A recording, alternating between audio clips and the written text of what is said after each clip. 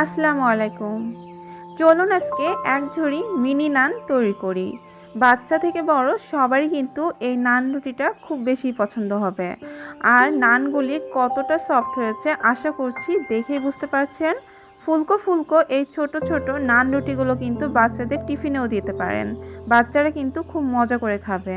আর তাছাড়া নান রুটিগুলো কিন্তু বাচ্চা থেকে বড় সবাই পছন্দ করে থাকে।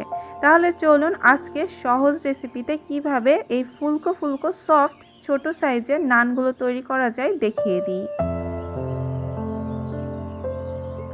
নান রুটিগুলো তৈরি করার জন্য প্রথমেই একটা মিক্সিং বোলের মধ্যে দিয়ে দিচ্ছি 2 টেবিল চামচ পরিমাণ চিনি। এখন এখানে দিয়ে দিচ্ছি 2 চা চামচ পরিমাণ ইস্ট। দিয়ে দিচ্ছি স্বাদ মতো লবণ। আর সেই সাথে দিয়ে দিচ্ছি হাফ কাপ পরিমাণ হালকা কুসুম গরম পানি। এখন সব কিছু হালকা হাতে একটু মিশিয়ে নিচ্ছি। এখন একটা ঢাকনা দিয়ে 5 মিনিটের জন্য এটাকে একটা সাইডে রেখে দেব। 5 মিনিটের মধ্যে আমাদের ড্রাই ইস্টটা অ্যাক্টিভ হয়ে যাবে। ফিরে আসলাম 5 মিনিট পরে। এখন আমি ঢাকনাটা খুলে নিচ্ছি আর এখন এটার মধ্যে আমি শুকনো উপকরণগুলো দিয়ে দিচ্ছি। আজকের ইস্টটা আমি ময়দা দিয়ে তৈরি করে দেখাবো। এখানে দিয়ে দিচ্ছি 2 কাপ পরিমাণ ময়দা।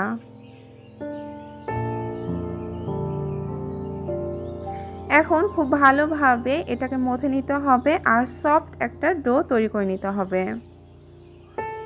আমি এখানে হালকা কুসুম গরম পানি অল্প অল্প করে অ্যাড করব আর সফট একটা ডো তৈরি করে নেব। অবশ্যই এখানে কুসুম গরম পানিটাই ব্যবহার করতে হবে।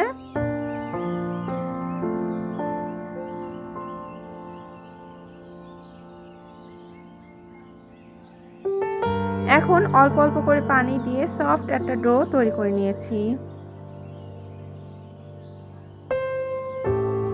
ডোটা যখন এরকম আঠালো হয়ে আসবে তখন আমি দিয়ে দিচ্ছি 1.5 টেবিল চামচ পরিমাণ রান্নার রেগুলার তেল। তেলটা দেওয়ার পরে এটাকে আরও ভালোভাবে একটু মথে নিতে হবে।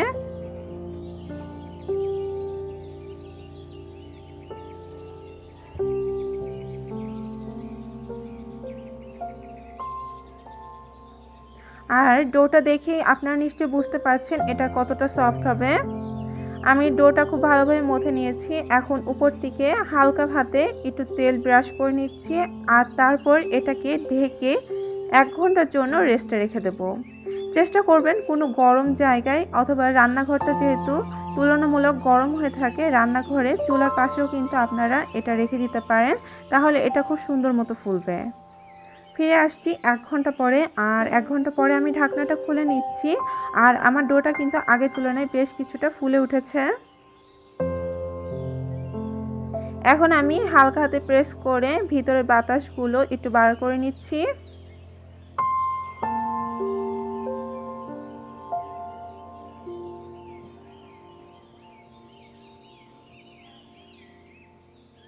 এখন আমি এই ডোটাকে ছোট ছোট ডোতে পরিণত করে নেব। আমি যে সাইজের নান তৈরি করতে চাই সেই সাইজ করে কেটে নিচ্ছি। আর এখানে আমার 2 কাপ ময়দা দিয়ে 8টা ছোট ছোট নান তৈরি হয়ে গিয়েছে। এখন আমি একটা রুটি বেলার পিঁড়ির উপরে নিয়ে নিচ্ছি, কিছুটা গোল করে এটাকে একটা মোটা রুটির শেপে বেলে নেব। বেলার সুবিধার্থে আমি কিছুটা ময়দা ছিটিয়ে নিয়েছি। আমি একটু পাতলা করে বেলে নিচ্ছি, আপনারা চাইলে মোটা করেও বেলে নিতে পারেন। আর এই যে দেখুন আমার নানটা ঠিক এরকম হবে। এক এক করে আমি সবগুলো নান বেলে নিচ্ছি আর তারপর চুলায় চলে এসেছি। মিডিয়ামে চুলাটা জ্বালিয়ে দিয়েছি আর তারপর আমি এখানে একটা নান রুটির শেপ দিয়ে দিলাম। আমি ঢাকনা লাগিয়ে দিচ্ছি আর অপেক্ষা করছি 1.5 থেকে 2 মিনিটের মতো। 1.5 মিনিট পরে আমি ঢাকনাটা খুলে নিচ্ছি আর একটা খুন্তির সাহায্যে নান রুটিটাকে উল্টে দিচ্ছি।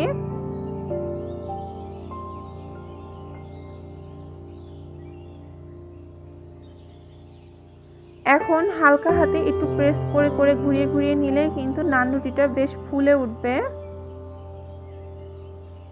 এই যে দেখুন, আর চুলার আঁচটা কিন্তু মিডিয়ামেই আছে। খুবই সফট এবং ফুলকো হয়েছে। আমি এটাকে এখন চুলা থেকে নামিয়ে নিচ্ছি। আমি আপনাদেরকে আরও একটা নান রুটি তৈরি করে দেখাচ্ছি।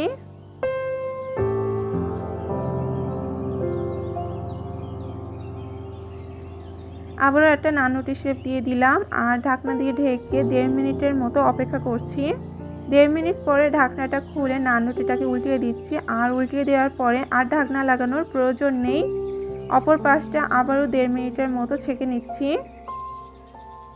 আর তারপর হালকা হাতে একটু প্রেস করে ঘুরিয়ে ঘুরিয়ে নিলেই কিন্তু নান রুটিটা ফুলে উঠবে। একেবারে লোতে দিয়ে কিন্তু নান রুটিটা ভাজবেন না, তাহলে কিন্তু নান রুটিটা ফুলবে না। চুলার আঁচটা চেষ্টা করবেন একটু বাড়িয়েই করার জন্য, তাহলে আপনাদের নান রুটিটা বেশ ভালোভাবে ফুলে উঠবে। একইভাবে আমি সবগুলো নান রুটি তৈরি করে নেব। আর আপনারা চাইলে কিন্তু এ পর্যায়ে বাটার দিয়েও নান রুটিগুলো ভেজে নিতে পারেন।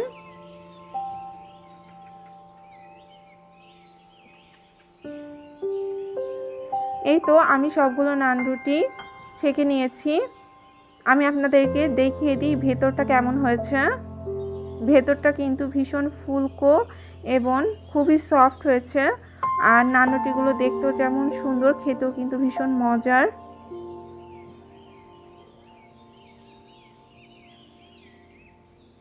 নান রুটিগুলোকে কিন্তু যে কোনো চিকেন অথবা মাটনের সাথে কিন্তু খেতে খুব মজা লাগে। আর চাইলে কিন্তু এমনি এমনিও খাওয়া যায় এই নান রুটিগুলো। আশা করছি আমার আজকের রেসিপিটা আপনাদের ভালো লেগেছে। পরবর্তীতে আরও রেসিপি পাওয়ার জন্য অবশ্যই আমার ভিডিওটিতে একটা লাইক এবং চ্যানেলটি সাবস্ক্রাইব করে সাথে থাকবেন। আজ তাহলে এখানেই বিদায় নিচ্ছি। আগামীকাল আবারও নতুন কোনো রেসিপি নিয়ে হাজির হব। আল্লাহ হাফেজ।